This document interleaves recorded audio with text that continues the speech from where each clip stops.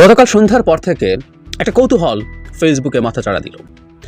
বৈষম্য বিরোধী ছাত্র আন্দোলন এবং জাতীয় নাগরিক কমিটির যারা সদস্য আছেন তারা তাদের প্রোফাইলে 31 ডিসেম্বরকে টার্গেট করে নানান রকম কথা, নাও অর নেভার, তারপর ধাপে ধাপে আসতে শুরু করলো। আমরা এর আগে কৌতূহল তৈরি হলো যে কি হতে যাচ্ছে, টিজারের মতো অ্যাডভার্টাইজমেন্টের। আস্তে আস্তে আসতে শুরু করলো যে তারা জুলাই অভ্যুত্থানের ঘোষণাপত্র তারা সেদিন দেবেন, প্রক্লেমেশন। প্রায় সবাই, মানে আমার ফেসবুক ফ্রেন্ড লিস্টে যারা যারা আছেন তাদের প্রত্যেককে দিতে দেখেছি, এবং তারা যে পোস্টারটা শেয়ার করছেন সেখানে এক্স্যাক্টলি যেটা লেখা আছে জুলাই বিপ্লবের ঘোষণাপত্র। বিপ্লব কথাটা বলা হচ্ছে এখানে। কি হতে যাচ্ছে না যাচ্ছে নানান রকম আলাপ আলোচনা আছে, এবং এর মধ্যে একটা কথা একটু যোগ করে রাখা দরকার। উপদেষ্টা জনাব আসিফ মাহমুদ তিনি কিন্তু এটা নিয়ে স্ট্যাটাস দিয়েছেন। আমরা এই প্রশ্ন স্বাভাবিকভাবেই করতে পারি যে সরকারের একজন উপদেষ্টা এটা নিয়ে কথা বলতে পারেন কিনা, কারণ কি হতে যাচ্ছে, প্রক্লেমেশন হলে কি হয় না হয় সেসব আলাপ তো আমরা মোটামুটি জানি। এর আগে একটু জিনিস যোগ করে রাখা দরকার যে কিছুদিন আগে, বেশ কয়েক সপ্তাহ হয়ে গেল, এই দুটো সংগঠন বৈষম্য বিরোধী ছাত্র আন্দোলন এবং জাতীয় নাগরিক কমিটি তারা কম্বাইন্ডলি একটা সমাবেশ করেছিলেন শহীদ মিনারেই, এবং শহীদ মিনারেই তারা অনেকগুলো দাবি দিয়েছিলেন। এর মধ্যে ছিল ছাত্রলীগকে নিষিদ্ধ করা, রাষ্ট্রপতিকে অপসারণ করার জন্য সময়সীমা বেঁধে দেওয়া হয়েছিল, এবং সেখানে দুটো কথা বলা হয়েছিল, প্রক্লেমেশন অফ সেকেন্ড রিপাবলিক বা রিপাবলিক এভাবে বলি, এবং নতুন সংবিধান লেখা। আগের সংবিধান বাতিল, নতুন সংবিধান লেখা। আমি আসবো, আসলে তারা কি করতে চেয়েছে একটা ইশারা আছে, আমি সেটা নিয়ে কথা বলবো। জনাব হাসনাত একজনের একটা স্ট্যাটাস শেয়ার করেছেন। সো আমরা জনাব হাসনাতকে আমরা জানি অত্যন্ত গুরুত্বপূর্ণ একজন সমন্বয়ক, এবং এই মুহূর্তে বৈষম্য বিরোধী ছাত্র আন্দোলনের প্রধান ব্যক্তি তিনি। সুতরাং তাকে, তিনি যেটা শেয়ার করছেন তাকে গুরুত্ব দেব। সেই স্ট্যাটাসে যা বলা হয়েছে সেটা প্রসঙ্গেও বলবো, কিন্তু তার আগে বিপ্লব প্রসঙ্গে দু একটা কথা আছে। বিপ্লব নিয়ে বিস্তারিত করছি না, আমি আলাদা একটা ভিডিও করব। কিন্তু যেহেতু এখানে বিপ্লবের কথা বলা হচ্ছে, এখানকার ঘোষণাপত্র দেওয়া হবে, আমরা নিশ্চয়ই মনে করতে পারি এই গণঅভ্যুত্থান হয়ে যাওয়ার পর থেকে কিছু মানুষ, খুব উল্লেখযোগ্য একজন পাবলিক ইন্টেলেকচুয়াল, এটাকে বিপ্লব হিসাবে বলতে চেয়েছিলেন এবং চেয়েছিলেন যে শহীদ মিনারে একটা শপথ নিয়ে বিপ্লবী সরকার হবে। শেখ হাসিনা নিযুক্ত রাষ্ট্রপতি জনাব শাহাবুদ্দিন চুপ্পুর অধীনে শপথ নিয়ে সব কিছু ধ্বংস হয়ে গেছে, ইত্যাদি ইত্যাদি, এবং আমরা বড় বিপদে পড়ে যেতে যাচ্ছি সংবিধানটাকে রেখে। আমাদের মনে আছে নিশ্চয়ই, আমি এটার বিরুদ্ধে ঠিক প্রথম দিন থেকেই ফাইট করেছি, যেখানে যেখানে সুযোগ এসছে, আলাপ এসছে, নিজের চ্যানেলে কথা বলেছি, টিভি চ্যানেলে কথা বলেছি, কারণ এই আলাপটা খুব ট্র্যাকশন পাচ্ছিল। আস্তে আস্তে মনে হচ্ছিল যে আলাপটা আর খুব বেশি নেই, কিন্তু এখন আবার দেখা যাচ্ছে আমাদের মনে স্বভাবজাতভাবে প্রশ্ন আসবে যে কেন এটা করা হচ্ছে।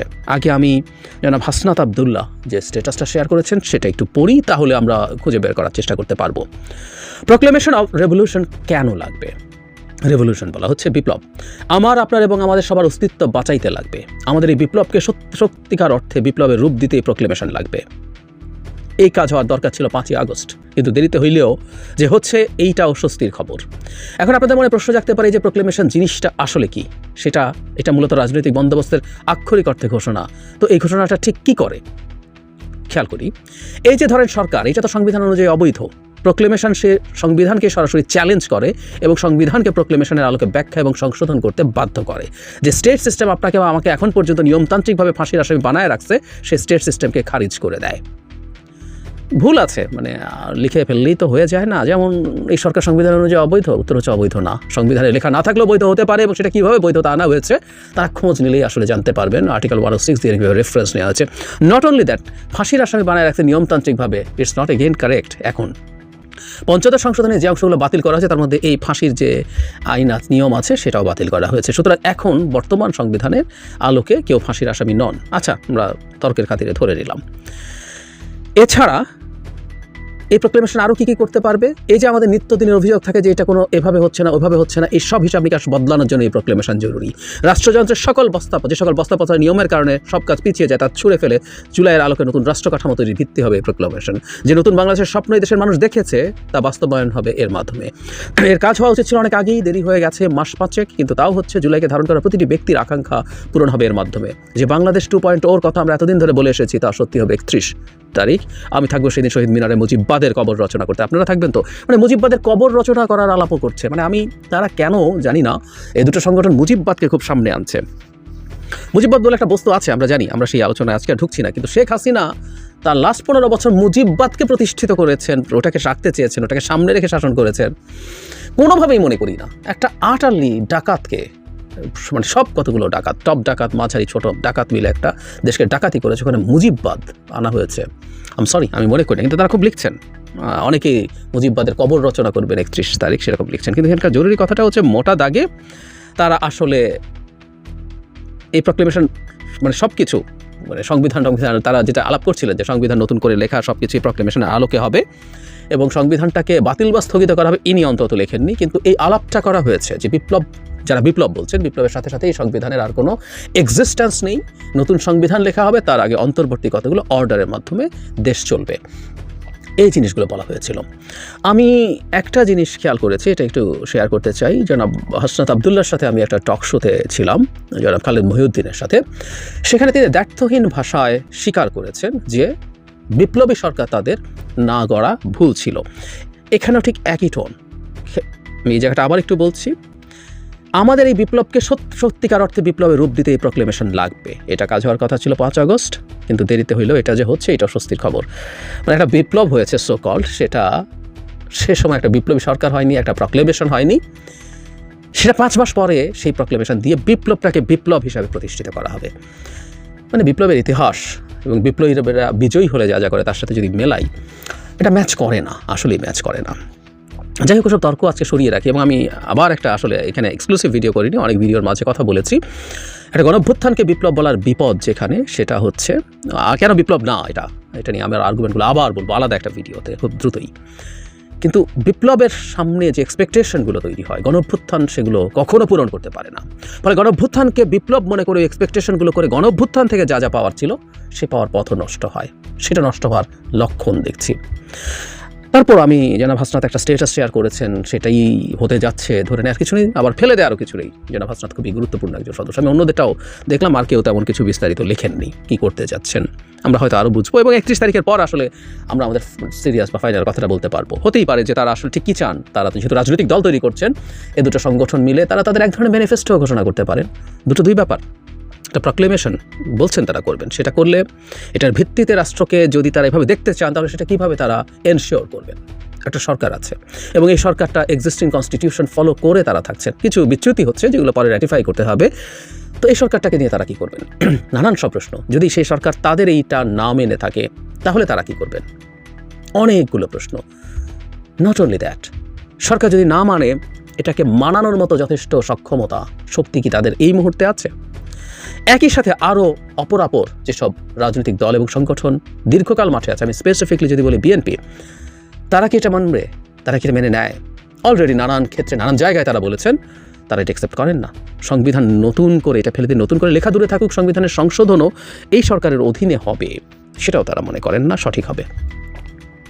তাহলে বিএনপির সাথে তো তাদের স্পষ্ট, যদি তারা সত্যিকার অর্থেই সেরকম কিছু পরিবর্তন তৈরি করতে চায়, তাহলে বিএনপির সাথে তাদের সংঘাত হবে, সিরিয়াস সংঘাত হবে, প্রচণ্ড অস্থিরতা হবে। এর মধ্যেই সোশ্যাল মিডিয়াতে সেই অস্থিরতার নমুনা আমরা দেখতে পাচ্ছি। তাহলে এই প্রশ্নটা আসলো, তাদের এই প্রক্লেমেশন বা এটাকে নিয়ে তারা যে আউটলাইন সামনে দেবেন, রোড ম্যাপ সামনে দেবেন, সেটা কি দেশ গঠনের জন্য, নাকি একটা অ্যানার্কি তৈরি করা? বাংলাদেশে একটা অ্যানার্কি তৈরি হওয়ার সম্ভাবনা দেখা যাচ্ছে, নানা দিক থেকে নানান চেষ্টা হচ্ছে। আমরা যদি সব একত্র করি, আমরা দেখব ভারত, তারপরে শেখ হাসিনা, সবাই মিলে তাদের যাবতীয় সম্পদ শক্তি সব ব্যবহার করছে। আমলাদের বিদ্রোহ, আমি সব থেকে বিদ্রোহই বলতে চাই, বিদ্রোহ সাম্প্রতিক সময় আমরা দেখেছি এবং কি ভাষায় তারা বিদ্রোহ করছেন, কতটা স্পর্ধা তাদের হয়েছে। একই সাথে এখন তারা যদি নামেন এবং সেটা নিয়ে পরস্পরের সাথে, সরকারের সাথে বা বিএনপির সাথে বা আর কারোর সাথে যদি সংঘাত তৈরি হয়, দেশ খুবই অস্থিতিশীলতার দিকে এগিয়ে যাবে। এই নৈরাজ্য মারাত্মক ক্ষতিকর হয়ে দাঁড়াবে। কেন করছেন তারা এটা? তারা দল করবেন, দল করে গণতান্ত্রিকভাবে সব কিছু গড়ে তুলবেন এবং তারা যেহেতু মনে করেন যে জনগণের মধ্যে সংস্কারের প্রবল আকাঙ্ক্ষা আছে, তাহলে এটাকে ম্যানিফেস্টো করে নির্বাচন করতে পারেন। নির্বাচন করলে তারা জিতে যেতে পারেন। যদি তা থেকে থাকে, তাহলে তারা এই যে প্রক্লেমেশন এবং কনস্টিটিউশন রিলেটেড যেসব আলাপ সামনে আনছেন, এর মানে কি এই যে তারা সরকারকেও একটু শক্তি দেখাতে চান? কারণ আমরা সাম্প্রতিক সময় দেখব যে সরকার সম্ভবত তাদেরকে আগের মতো আর ঠিক গুরুত্ব দিচ্ছে না। তার প্রমাণও আছে আসলে। বেশ কিছু ক্ষেত্রে, যেমন এই যে রাষ্ট্রপতির কথা বলছি, এই ক্ষেত্রে তারা অত্যন্ত কঠোর অবস্থান নিয়েও রাষ্ট্রপতিকে সরাতে পারেননি। শুধু তাই নয়, আমাদের পরে যখন উপদেষ্টা নেওয়া হলো তখন জনাব মুস্তাফা সরওয়ার ফারুকীর বিরুদ্ধে তারা কঠোর অবস্থান নিয়েছিলেন, সেটাও সরকার মানেনি। শুধু তাই না, সেবার যে কয়েকজন বিশেষ সহকারী এবং উপদেষ্টাকে নেওয়া হয়েছিল তাদের সাথে কোনো আলাপ, মানে বৈষম্য বিরোধী ছাত্র বা জাতীয় নাগরিক কমিটি কারোর সাথে কোনো আলাপ আলোচনা ছাড়াই সেটা করা হয়েছে বলেই জানা যায়। সুতরাং সরকার তাদেরকে আসলে আর আগের মতো পাত্তা দিচ্ছেন না, এটা বোঝা যাচ্ছে। কারণটা খুব কঠিন না বা জটিল না অনুমান করা। কারণ হচ্ছে এটা ঘটেছে প্রধান উপদেষ্টা বিশেষ করে ছাত্রদেরকে যেভাবে যে জায়গায় ওভার এস্টিমেট করেছিলেন। আমি ওভার এস্টিমেট শব্দটা জেনে শুনে বলছি। ওভার এস্টিমেট মানে সামহাও তার মনে হয়েছিল এটা একটা প্ল্যান্ড মুভমেন্ট, উনি রেভলিউশন বলেন, এবং এটা মিটিকুলাসলি প্ল্যান্ড, এবং এটার জন্য একজন ব্রেইন আছেন, উনি জনাব মাহফুজ আলমকে সেভাবে প্রেজেন্ট করেছেন, এবং এই স্টুডেন্টরাই সব কিছু অর্গানাইজ করে তাদেরই লোকজন নিয়ে এই কাজটা করে ফেলেছেন।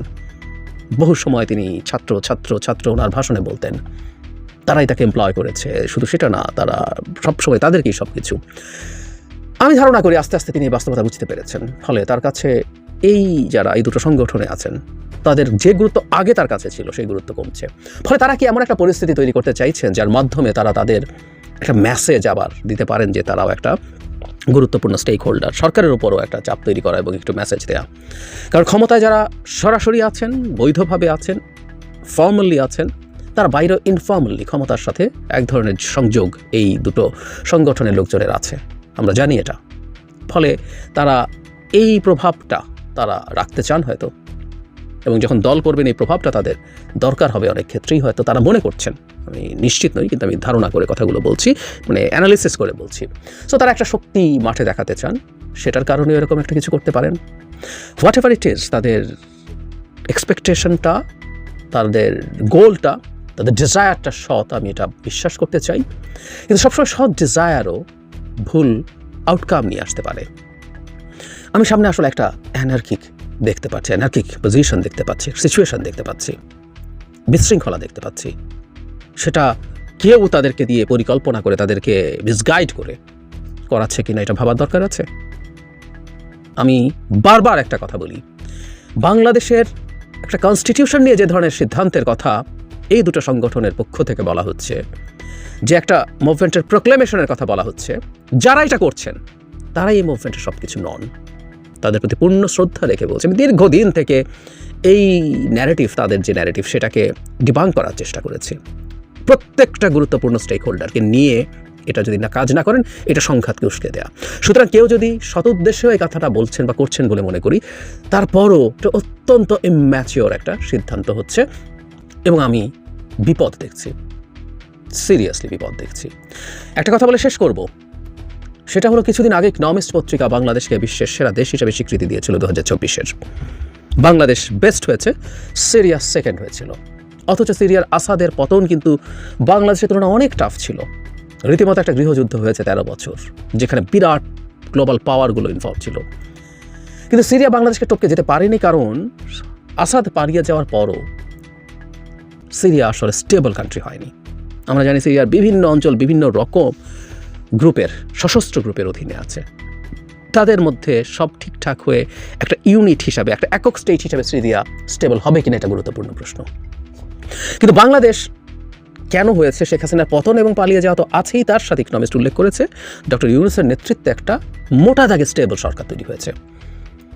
এই সরকারকে বিভিন্ন জায়গায় সমালোচনা করা যায়, আমি করেছি, অনেকে করছেন, অনেকে খুব টাফভাবে করছেন। আমি হয়তো অত টাফভাবে করছি না, কারণ এই সরকারটাকে আমি চাই তারা খুব বেশি বিপদে না পড়ুক, তারা মোটা দাগে ভালো করুক। কিন্তু তারপরও মোটা দাগে তারা একটা স্টেবল পরিস্থিতি দিতে পেরেছেন। এখন প্রশ্ন হচ্ছে, স্টেবিলিটিটা কি কেউ ভেঙে ফেলতে চান? এবং এই ভেঙে ফেলা, এই বিশৃঙ্খলতা তৈরি করা, এর মধ্যে কিছু রাইটিস্ট ফোর্স মাথা চাড়া দেওয়াতে চান, যেটার জন্য অধীর আগ্রহে অপেক্ষা করে আছে শেখ হাসিনা তো বটেই, ভারতও, যাদের ন্যারেটিভ ছিল শেখ হাসিনা যদি ক্ষমতায় না থাকে তাহলে বাংলাদেশে ইসলামী জঙ্গিবাদ মাথা চাড়া দেবে। ডোনাল্ড ট্রাম্পের মতো একজন ইসলামোফোব মানুষ আমেরিকার প্রেসিডেন্ট হচ্ছেন। মোদি তো আছেনই, একে তো নাচুনি বুড়ি, তার উপরে ঢোলের বাড়ি। বাংলাদেশের এই অস্থিরতা তৈরি কি সেই পরিকল্পনার একটা অংশ? খুবই ভয়ের ব্যাপার। আমি যদি ভুল হই আমি খুব খুশি হব, কিন্তু আমি আশঙ্কা দেখছি, সেটা বলে রাখলাম।